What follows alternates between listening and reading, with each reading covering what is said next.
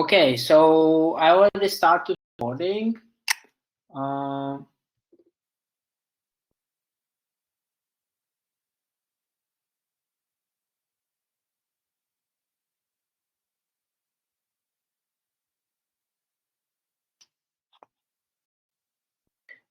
Okay, fine. So what the course will be about? So this is the homepage of the course. The program of lectures is here.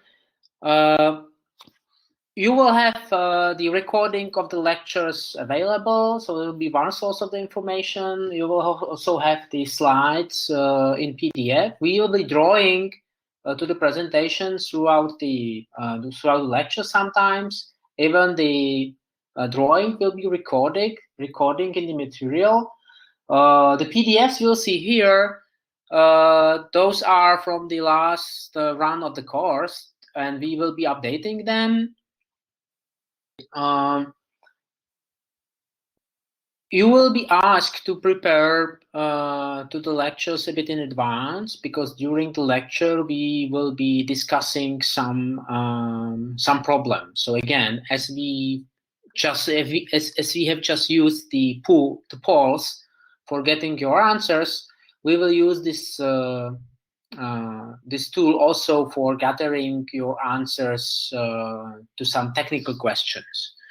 Those answers won't be graded. You don't need to fear anything. This is just really to make sure that you understand the topic, and also to help us, to spend more time on a particular problem in case we will see that this is a problematic part of it.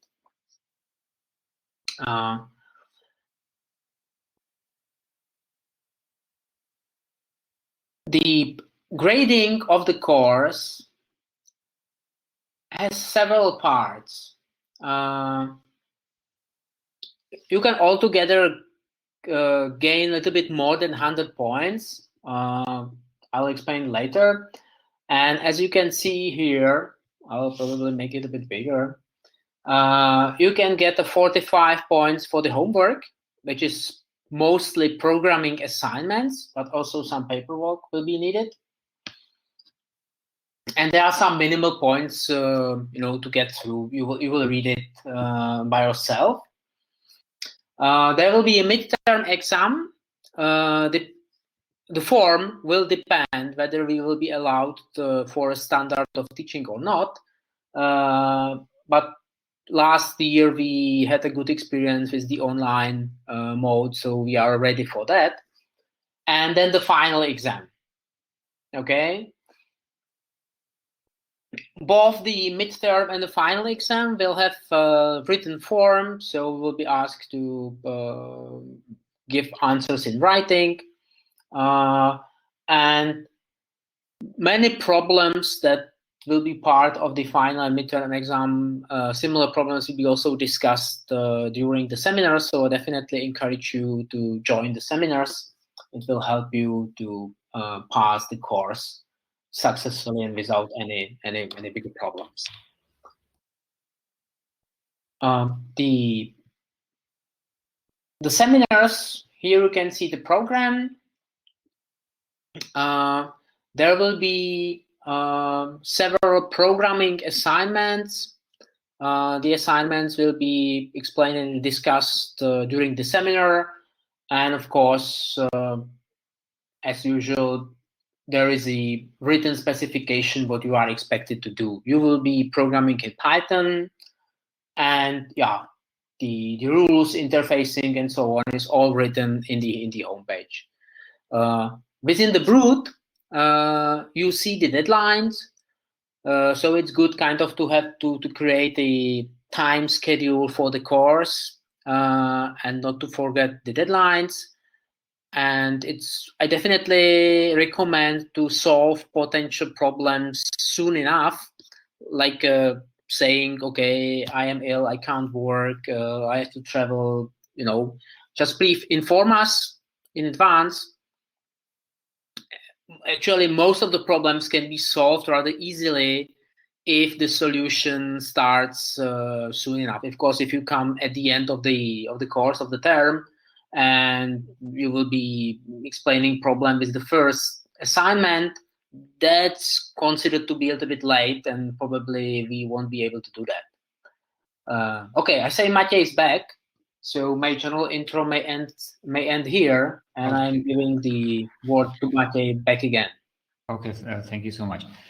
Yeah, so you explained the grading and all these rules also. Yes. Okay, wonderful. Okay, so let me take the presenter and the screen. Let me take this screen then. Right. Yeah, so here you see the overview. And yeah, so as Tomáš explained, you really should work during the semester, and there's quite a lot of points that you can already get from the labs. Moreover, you are required to actually submit the 5 bigger assignments, even at the minimum level of functionality. So you cannot take the final exam unless you really submit all of these. And yeah, for you to get points, there's a deadline, and then there is deduction of points after the deadline. So, this is all to motivate you to work throughout the semester and already get the points. And of course, this will be beneficial for you. And there will be the midterm exam, there will be a final exam. All that is summed up, giving all these final grades. Yeah, there is also a link to the COVID page of the faculty, and we don't really know more than you most of the time, so you are welcome to check here. Yeah, currently we just know that the first 4 weeks we will do it like now, and it seems that we will probably continue like that for some more time, but yeah, it's really hard to predict. Okay. Yeah, this is the plan of the lectures. Next week, Tomáš Svoboda will be so kind to take the lecture. So he will be explaining search to you next week, and we will do this search in 2 weeks. One is this one, what we call uninformed search, but you will learn, and one is informed search, but we will basically learn the details later on. So at this point, I can probably switch to my presentation, which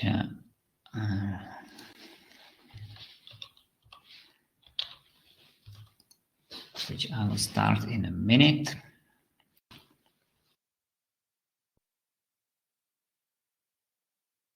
Okay. So I hope everybody. So Maciej, if I may, I recommend to switch off your camera to save some CPU and also some part of the screen. Okay, thank you. Stop sharing webcam. I can also go full screen here. And I hope you see the presentation now. Yeah, we will see it. Okay, wonderful.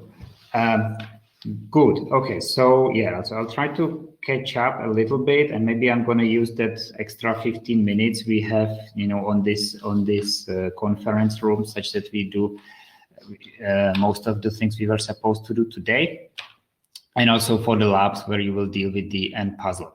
So this lecture will have basically 2 parts. One is basically giving you context, what is cybernetics and AI, and the second part will already start with the search problem on a specific problem called end puzzle.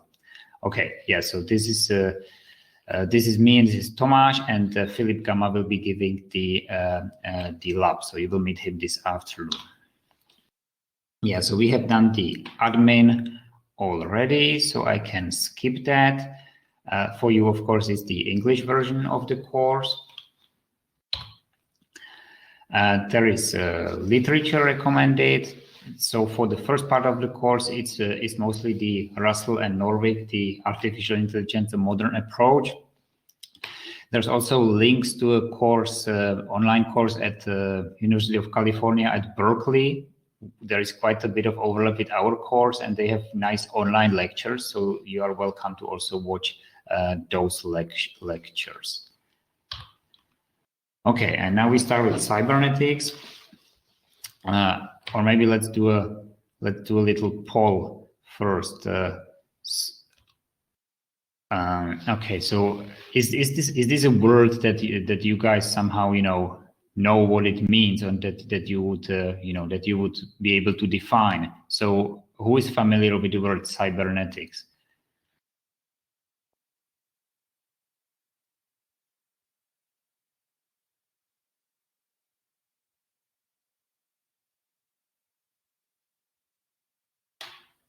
Okay, so most of you are not familiar with the word cybernetics. Okay, so it comes from Greek, and it's something like governance or control. So basically, that's also the meaning today. It's related to to controlling a system, and it comes basically from the late 40s. And Norbert Wiener is one of the founders of this discipline, and he wrote this book, Cybernetics or Control and Communication in the Animal and the Machine. This title already explains the important thing. So it's not only control, it was also communication. And it was not only concerned with computers, because back then the computers were just starting, or machines, but it was also concerned with animals and brains, and basically taking under one hood what they have in common, how you control your body as a human or as an animal, and the same applied to machines. The other pioneers were William Gray Walter, which we will speak about in a minute, William Ross Ashby, and Gordon Pask. That's already later. So one, perhaps the most important notion from the era of cybernetics is systems with feedback. And remember that back then there were no digital computers. So if there were systems with feedback, it had to be analog.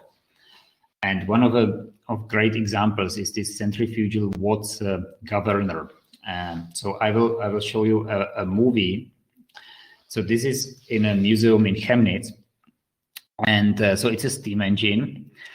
And the idea is here that you want the output speed of the shaft that you're controlling to be sort of constant, or at least within a range. And if you imagine how a steam engine works, you're burning coal, and it's very hard to make sure that there is constant output, of the steam from the coal that you're burning. And of course, then you would basically the shaft and your wheel or whatever you're controlling would rotate at varying speeds, and that's not good for the machine, and that's not also good for whatever you're using the machine for. And so this centrifugal governor is this thing that you see rotating up there. And so the idea is that it's connected to the shaft of the engine, and these balls here are subject to centrifugal force. So basically, the faster it rotates, the more they go apart. And this is connected. If I go back to here, this is connected to the input valve, to the from the steam to the chamber that is actually controlling the output shaft. So basically the idea is the faster I go, which is transmitted here, the more these balls due to the centrifugal force will split apart, and then they reduce the amount of steam that is allowed through here. And so this is a system with negative feedback, which makes sure that it automatically keeps the speed on the output in a certain range. Okay, so it's a completely mechanical system or analog, but it's a system with negative feedback. Okay, so nowadays we would do this in electronic or in digital ways, but the principle is already here. So that's a good example of a system with feedback that is very old actually. This is the book by William Ross Ashby, and this is just some parts from the table of contents, just to that you see what was the sort of big range or span of this discipline called cybernetics. Okay, so there were mechanisms, coupling systems with feedback, stability, disturbance. Then there was also this transmission through a channel, which nowadays we would deal in with, let's say, information theory. And there was then specifically regulation and control, which nowadays is dealt with control theory, for example. So the discipline was very wide, and related to that, there were these Macy conferences on cybernetics at the turn of the 40s and the 50s, and this was also the birth of artificial intelligence. We will also talk about that a little bit later. The important thing here was really that this was not only machines, but this also encompassed living beings, animals, so neurophysiological processes, the first formal neuron of McCulloch and Pitts, and these tortoise robots that I will show you in a little bit. So this William Gray Walter, he was a neurologist. And so he worked on EEG and conditioning, but he also, as a sort of hobby, he developed these robotic tortoises, which were autonomous robots with touch and light sensors and a simple brain with only 2 neurons. And I'll show you first maybe the movie that you get an idea. So the movie also has sound. Do you hear the sound?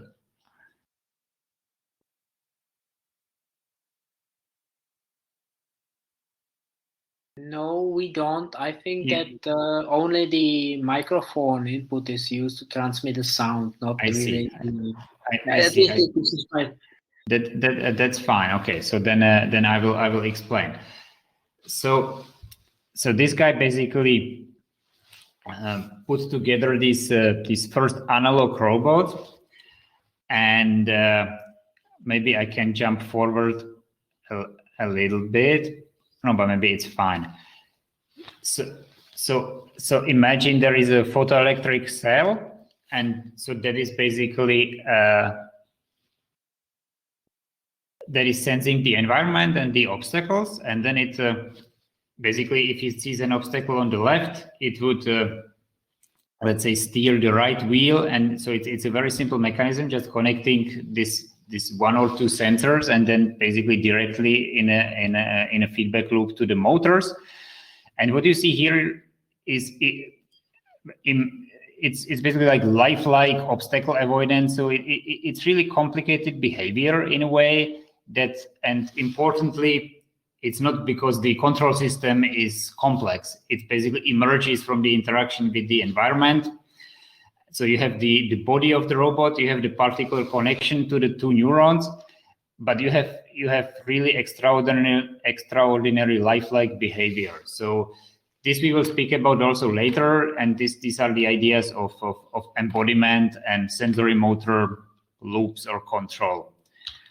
So maybe I'll move on, or no, I move back just to this overview slide, and so I find it really spectacular what he achieved, in these with these simple robots back in '48.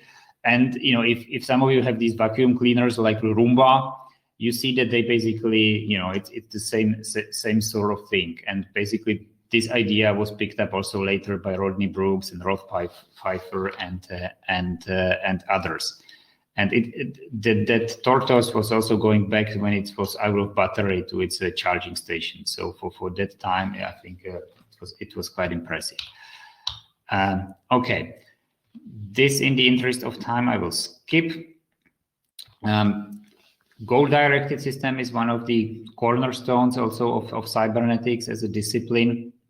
So you have the environment, which is sensed by a sensor. You have effectors, which are typically motors, and you have a goal. And basically, the idea is that you act such that you come closer to your goal. Okay, so this is another example of feedback system, but now it's basically couched in a sort of already digital or information sort of context.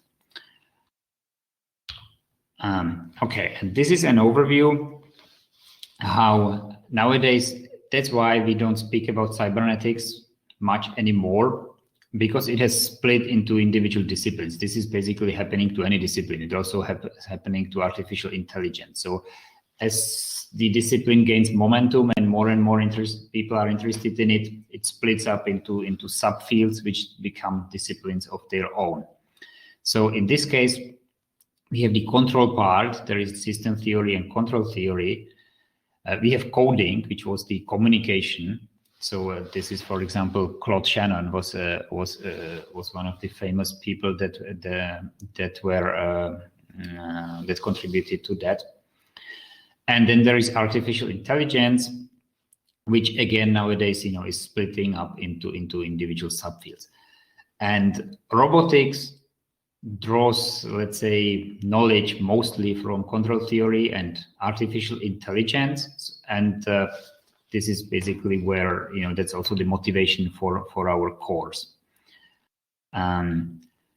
Yeah, but still the basic concepts really stem from cybernetics. In this course, we will use modern terminology though, so basically as where knowledge is, let's say, today, and the terms that are commonly used today. This I will skip. This is a sort of mostly for the Czech students. There is quite interesting political developments, how the Soviet bloc first sort of rejected cybernetics and then embraced it, and then it actually became very, very popular as a doctrine. Okay, so the birth of AI. So there was the Dartmouth conference in 1956. Where John McCarthy coined the term artificial intelligence. And from the, let's say, 50s to the 80s, there was what you could say the classical AI. The notable figures were Newell, Simon, and McCarthy. And still they were heavily inspired by the human mind, and they were very ambitious, and their goal was that they sort of recreate the important capabilities like thinking into programs. Okay, that was their ambition. So modeling high-level capabilities like thought, planning, reasoning through computer programs, and back then they focused really on that thinking part. So robots were not really common in those days. And this is a movie about the robot Shaky, which was also one of the at Stanford Research Institute. So I guess you don't hear the sound again. So I will explain. It was basically the first mobile robot that perceived the environment and that could navigate around obstacles, and that made first 3D models of its environment. I mean, 3D in back then this was all very primitive, but essentially it was not conceptually it was not too different from what we're doing today. But basically everything there was also another robot by Hans Moravec, where basically back then you had to move a little bit, then think for 20 minutes in the case of Hans Moravec, and then move again, because it was all basically computers were not powerful, and it was all very heavy to basically make a model of your environment and decide what to do next. But conceptually, it was not too different from what we are doing today. One thing that was conceptually different was there was no uncertainty, no probabilistic reasoning. So basically, the models were typically logic-based, and basically the things were either there or not there. And so probability is one thing that we will also cover in this course, and that is important to make the robots, let's say, more powerful. So yeah, you're invited to watch the video. I think it's available online, so you can then watch it also with the comments. So Shaky was one of the first mobile robots that was already having all the important concepts in place.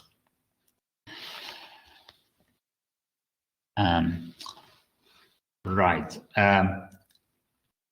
However, so let's say in the 80s, there was some dissatisfaction with using the classical AI in robotics because the ambitions were really, really big, but not all of them materialized. So basically, their initial idea that we would have human-like intelligence, in a couple of years, that just didn't happen.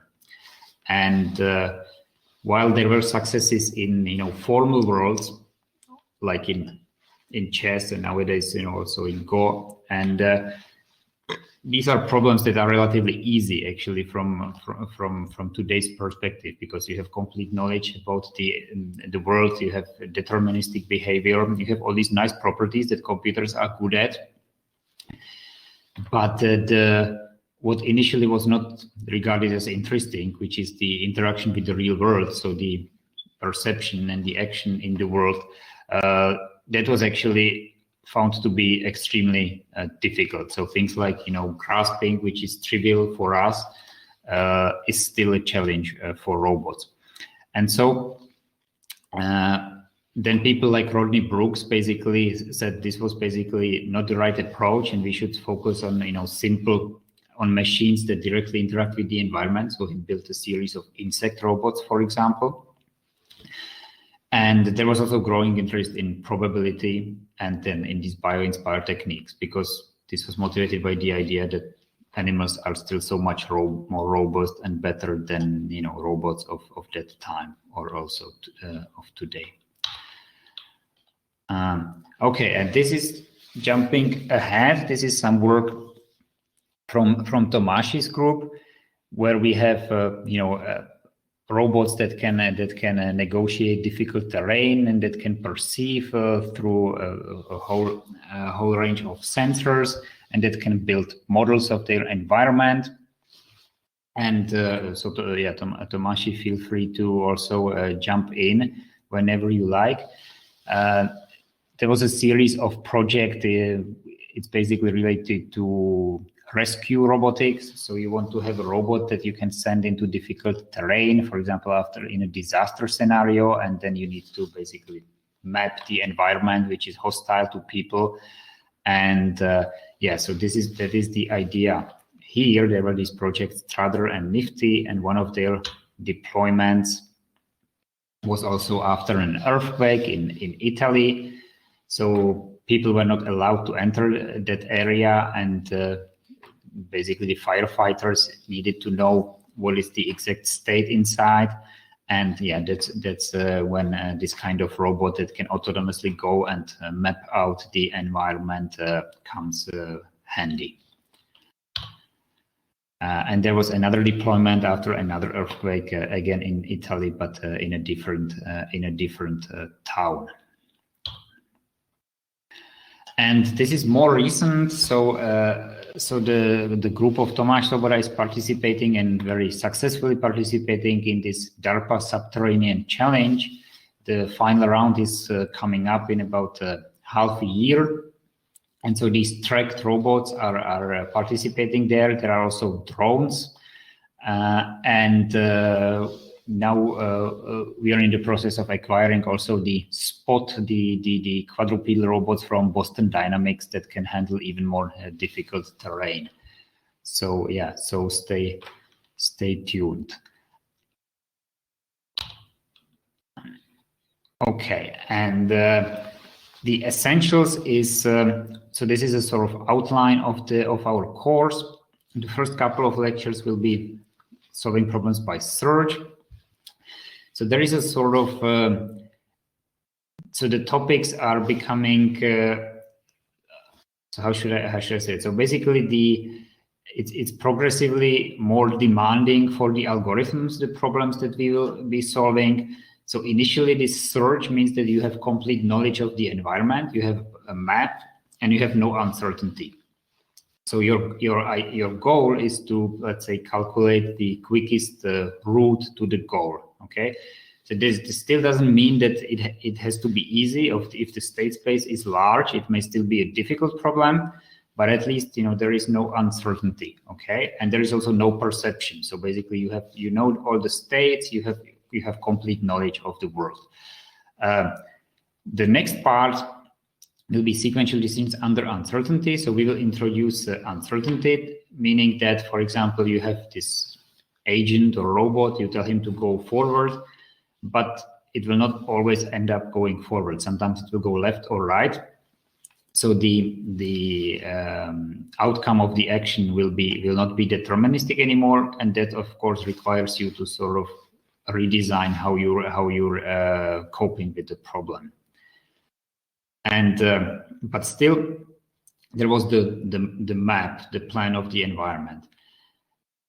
Then in the second half of the course, we also do a reinforcement learning, and in that case, the agent is starting somewhere but doesn't know anything. It doesn't know where he is and doesn't have a map of the environment. So he has to explore, and it will be getting some rewards as he goes that are associated with some states. But he has to build the map or the policy, like which actions to take in which state on the run based on these rewards it is receiving.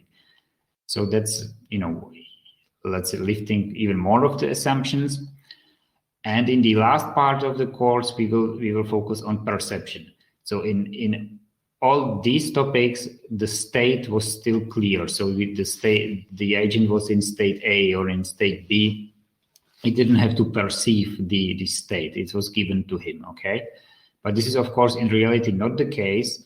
Normally, you have to also perceive the environment, and with some uncertainty, you have to estimate the state where you are, okay? And this will be the last part of the course where we will focus on perception, and we will do some classification, for example, of sensory inputs. So that's a rough outline. This is just an example of the search. You're starting out in this red square here, and you need to find a blue square. And this is one particular strategy how you might search, and eventually you arrive to the goal, and then here is the path. One thing I didn't mention in the outline, after the basic search, we will do what we call adversarial search, and this applies to games where somebody is playing against you, and this is more difficult than normal search because you don't know what your opponent will do, and so you need to deal with this kind of uncertainty that basically there is the opponent, and we will learn how to handle that. So one strategy is to assume your opponent behaves optimally, and then you can sort of simplify the search problem by taking this assumption. This is the robot that may not always obey the commands, so you want him to go this way, but it may sometimes end up on the right or on the left. So you want to get to the +1. And but here is this -1, so this it's a sort of the danger state. And if you have a very good robot that obeys your commands, you might just go directly to the goal. But if your robot is crappy and it's not reliable, you might consider basically taking a detour. And the algorithms that we will learn, depending on the exact setting, for example, how good is your robot, will automatically deliver the appropriate solution for the current for the setting. And this is the same thing. In this case, the robot is starting here in the bottom left, and those values that you see being updated, the robot tries again and again it receives the rewards, when it arrives to that goal, it gets a +1, and it tries to remember these things, and we will basically learn the formal approach, how this can be done optimally. So how you basically propagate the rewards that you learned to the states that you visited before, and also to the actions that you took in those states. So basically what you see right here, for example, the 0, 5 something, means that if I'm here and I go up, then the sum of the future rewards that I will get is likely to be this. But to arrive at these values, I need to basically keep trying, and this is what reinforcement learning is about. And again, this is, in the course, we will practically deal only with these simple worlds, but you can basically transfer the same approach to reality. So again, to this Track-It robot that is navigating difficult environments. So joint exploration and segmentation. So the robot basically needs to explore the environment, and at the same time, it's building a map. It might also look for specific objects in the environment, like if there's a human sitting, or if there are other specific objects. And yeah, so this is basically a similar situation, but in a sort of real deployment, where the map, for example, is in 3D. There is uncertainty associated with all these states, and yeah, this is really taking it to the next level, but using the same algorithms essentially. Okay, this is just from my group, something that is related to this course. We have a project where instead of these moving robots, we have manipulators, and we want to learn about objects on a table. So the state space is different. It's the table and the objects on the table. And it's called interactive perception action learning, which means it's not enough to just look at the table, because you may not learn some properties of the object. And I'll just show you one scenario. So you have this tabletop scenario and the different objects, and you may be given some instructions, move something red on top of something green, or stack some object. And this is all associated with uncertainty as well. And there are some properties of the object that you cannot get from vision. Yeah, probably the video is not really playing so well for you, so I then invite you also to check this link. You can also you can watch it later. But the idea is that if you first just look at the objects, you may have some uncertainty whether something is from metal or from plastic, and then it may have a different weight and different stiffness. And for this, you need this interaction. So you basically need to go there and press the object, or move the object, or lift the object, such that you can reduce the uncertainty. So this is what we are doing in this project. For example, here you see a base network. So basically you have different attributes of the object, like whether it's a mug or a glass, whether it's from ceramics or from plastic. And it may have some, some density, some mass, some volume. And all these things are related to each other in using some conditional probability relationships typically. And the idea here is to reduce the uncertainty about all that knowledge.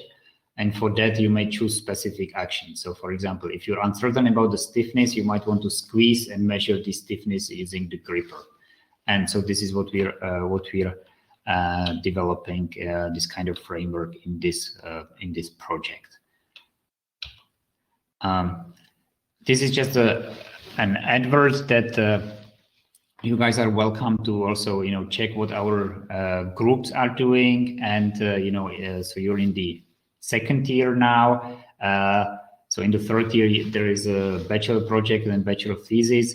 So, you're invited to also check the topics that we're offering. And for example, we're also offering summer internships where you could, for example, get already started on some of these topics that may interest you. So you're welcome to check these websites where we have open projects, or you can also contact us at any time. This is an illustration of the last part of the course, where we will explore some basic classifiers like nearest neighbor or perceptron or naive Bayes, and you will learn all that details, what that means. So classification is one particular example of perception. You have sensory input, and you need to decide what class, for example, is this a letter A, is this a letter B? So this is classification. So this sort of completes the story. You need to decide on the action, but you also need the perception part.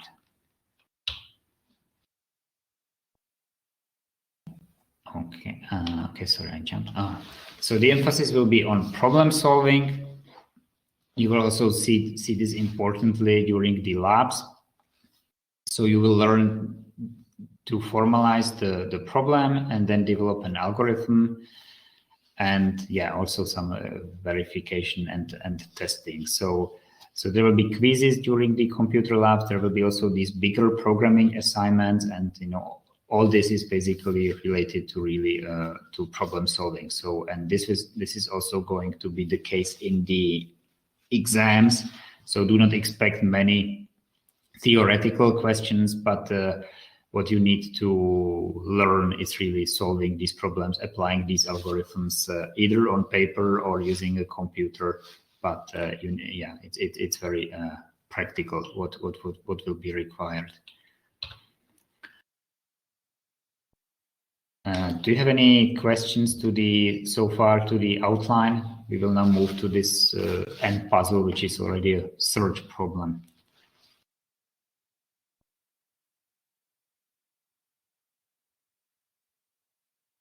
Feel free to use the chat, or you can also speak if you're not shy. Up to you.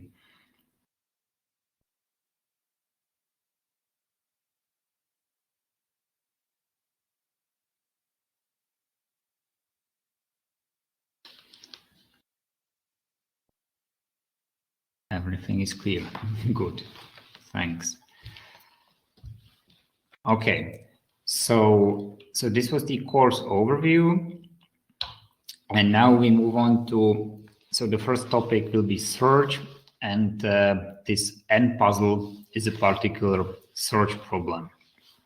So possibly some of you have already seen this also physically. Some of you may not have seen it. In any case, this n or n-1 puzzle means that here it's 16 minus 1. So it's a 4x4 board with 15 tiles, and one is missing.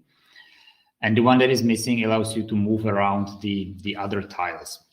And your goal is basically to sort the tiles such that you have a 1 here and a 15 here. So this is the end state. It's not very easy, actually.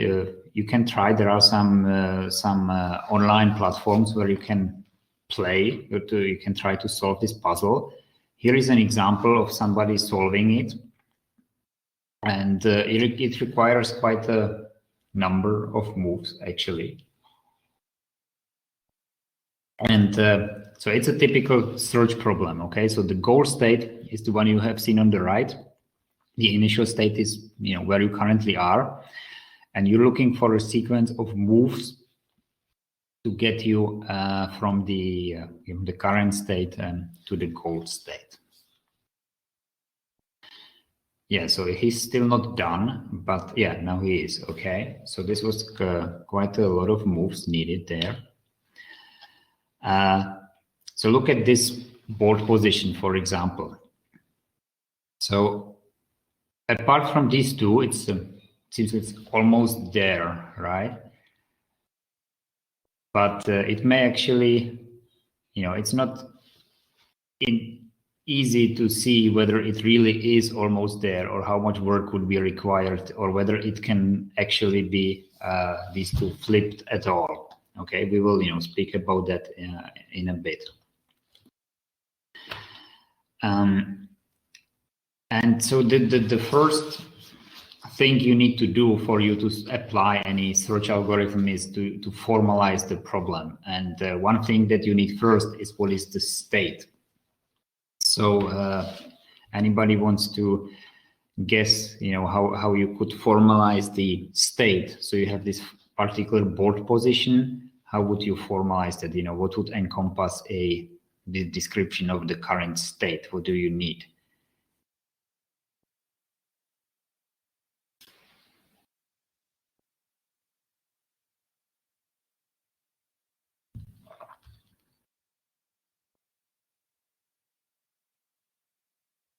Yes. Yeah, that's correct. So basically, in this case, you need to know where the individual tiles are. So you have to basically somehow, let's say you say that in this position you can label the rows and columns like 1 2 3 4 1 2 3 4. So at 1 1 there is a tile 1. At 1 2 there is a tile 2, and this is exactly what you need. And you also, of course, need to know where the blank state is. That's it.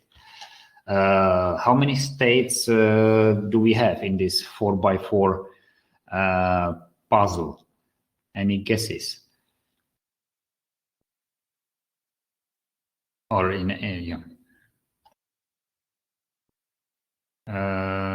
no, okay. How many possible states? So 16 factorial. Yes, exactly. Yeah. So basically, I have 16 possibilities for this position here. I can have a 1 here, or a 2, or a 3, or even the blank. So I can have 16. And then once I fix this and say the 1 is here, I have 16 minus 1, so 15 options for the second position. And then so that gives indeed 16 factorial. Are all states solvable? Do you think that from any configuration you can get to the final state? Let's do a poll. So who thinks that every state is solvable?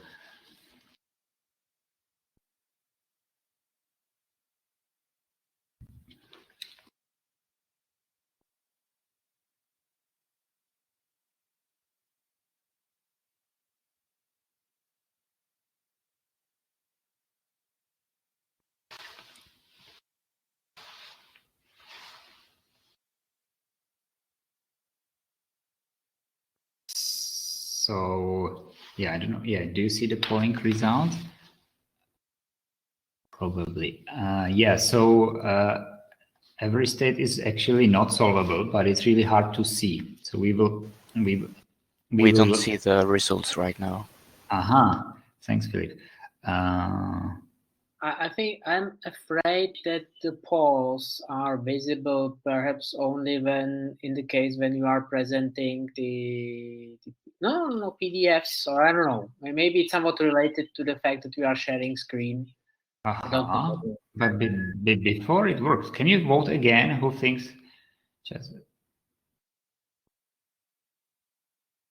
Yeah. Okay. Let's see. Publish.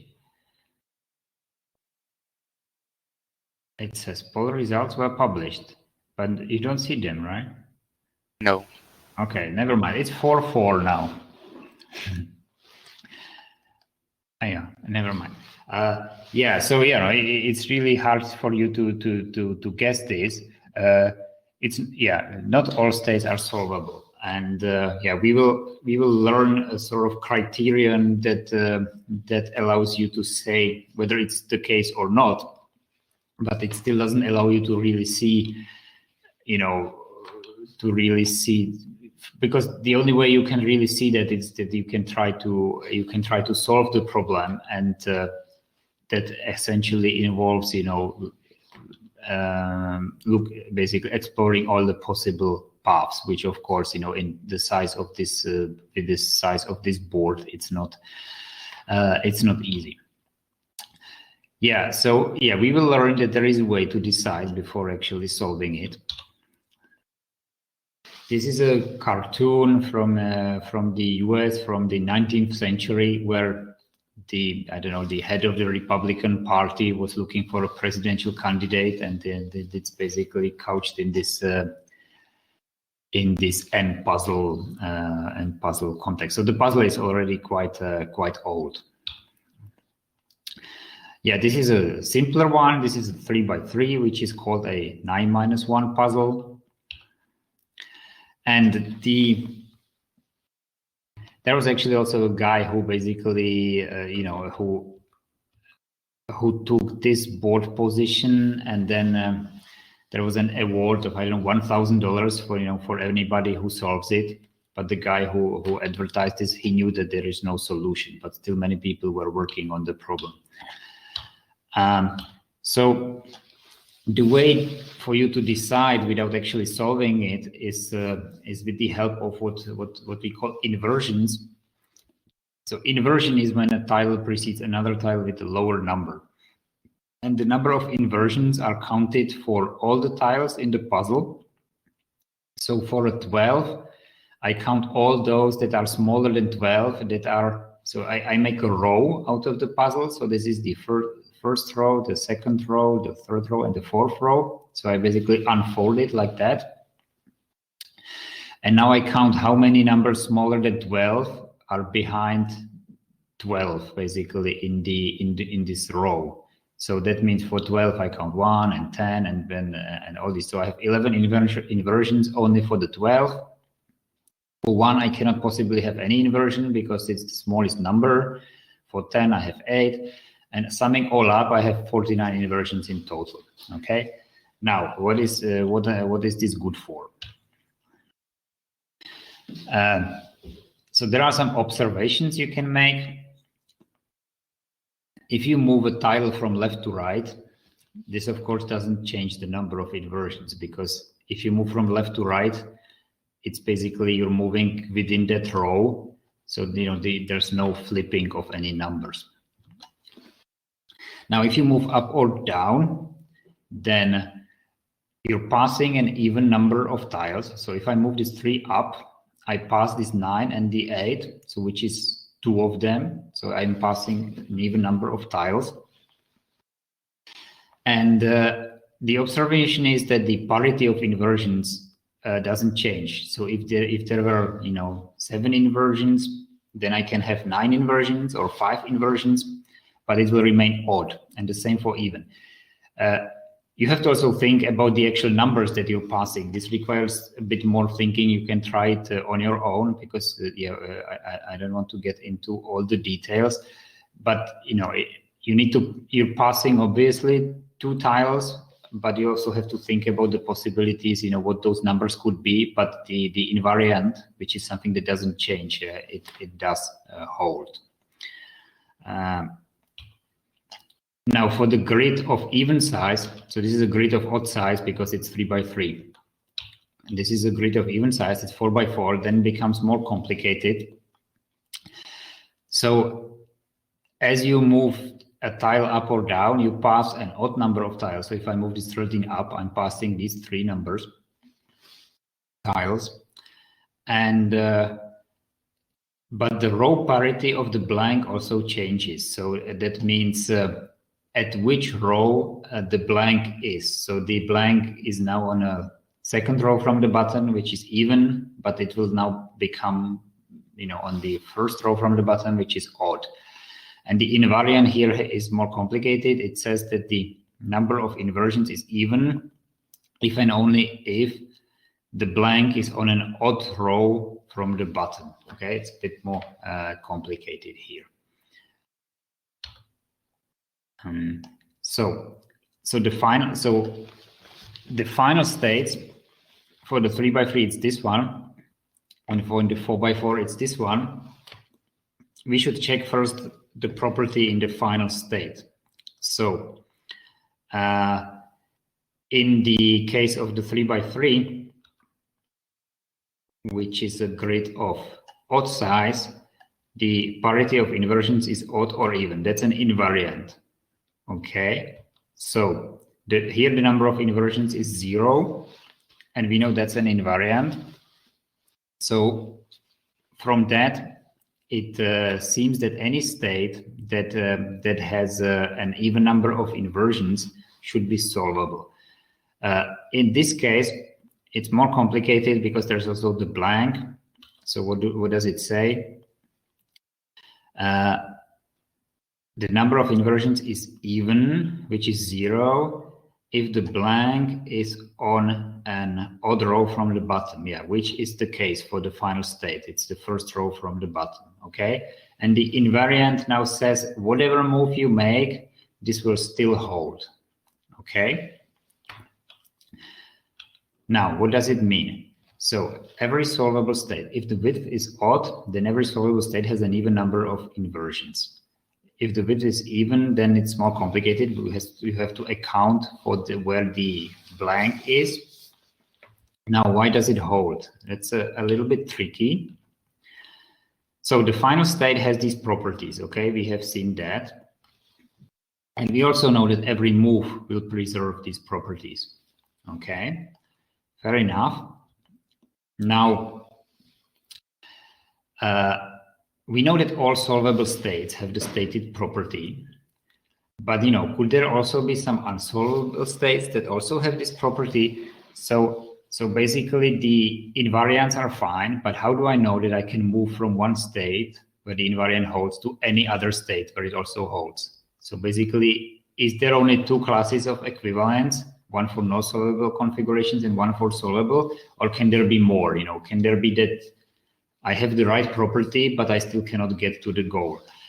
So the answer is that indeed there are only the two equivalence classes, and however, for you to show that, it's not really easy. So basically, you can look up the proofs, but essentially what the idea of the proof is that you basically are solving the puzzle. So basically there is a couple of observations that you can indeed move around among those states that have that property, of course, preserving the invariant. So basically if you have a state that has, let's say, the even number of inversions, then you really can get to any other state that has this property, okay? But for you to see that, basically you need, there is more work to that.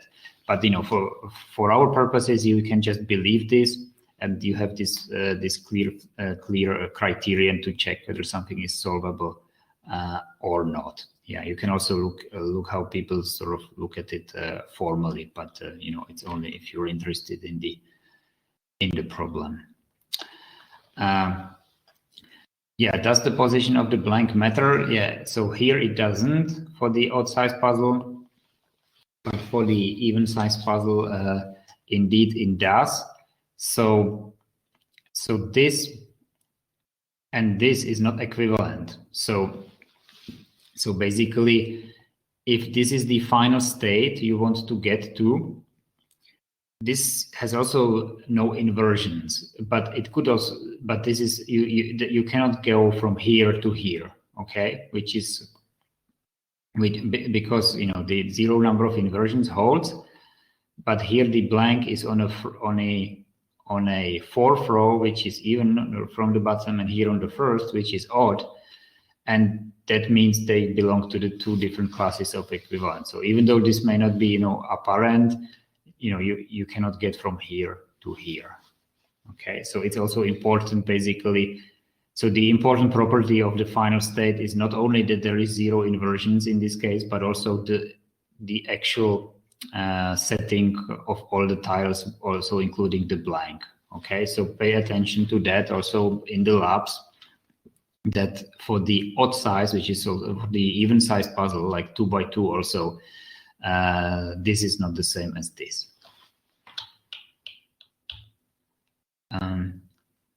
Okay, yeah, so we're almost done. So in terms of time, we managed to catch up. That's good. Yeah, literature and resources for this lecture. This again is not something for the exam, but it's if you're interested in the topic, these are some of the important books of the pioneers of cybernetics. This you can safely ignore.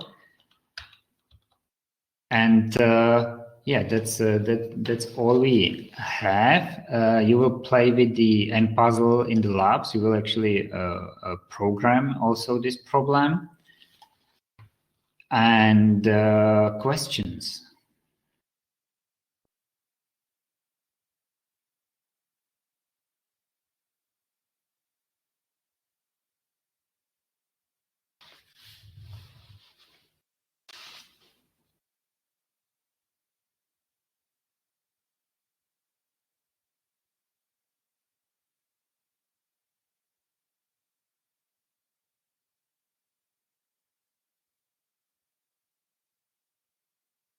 No questions so far.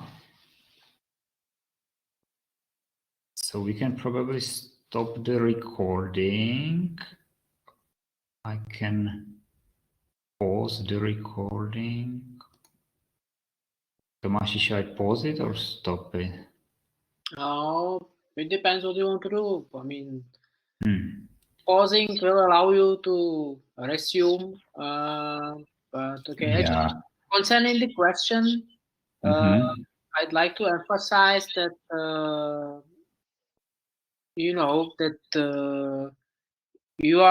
some of you are of a different background. You may be studying different programs at your home university. Some of you are the visiting students.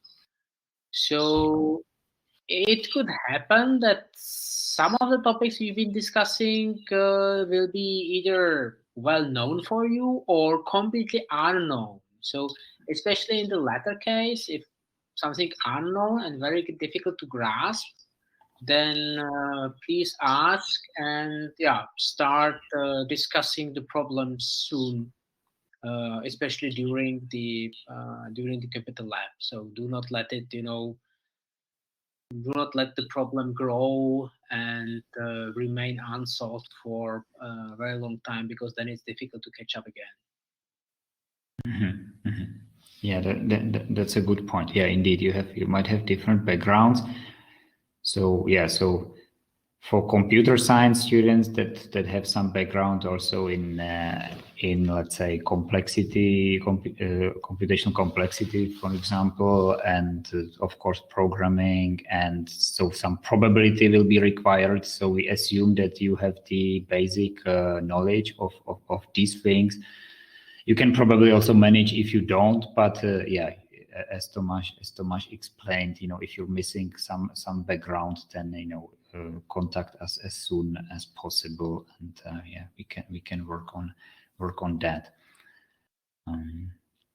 Yeah, Python programming, will be required. You will need it basically in every single of those practical exercises. So we hope you're familiar with Python. If you're not, it's not a so complicated language to learn, so that should also be doable.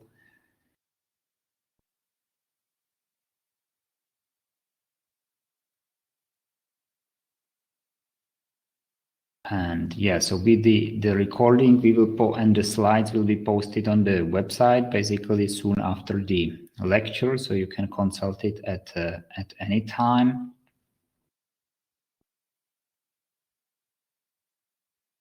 And so the computer lab will be starting at I think 12:45. So the room will open at I think 12:30. So Philip will be there with you. So yep, somebody's writing into the chat.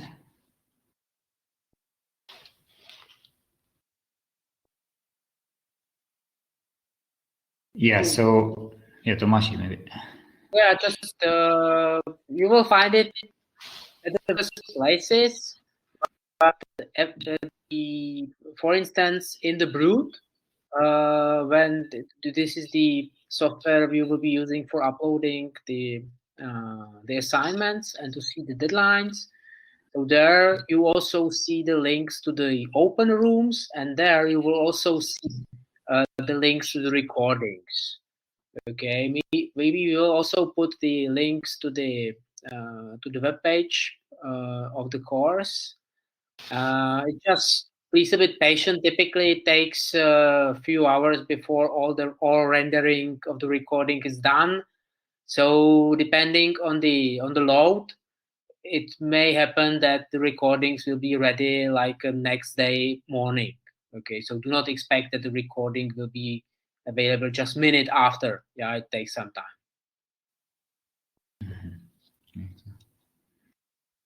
Okay.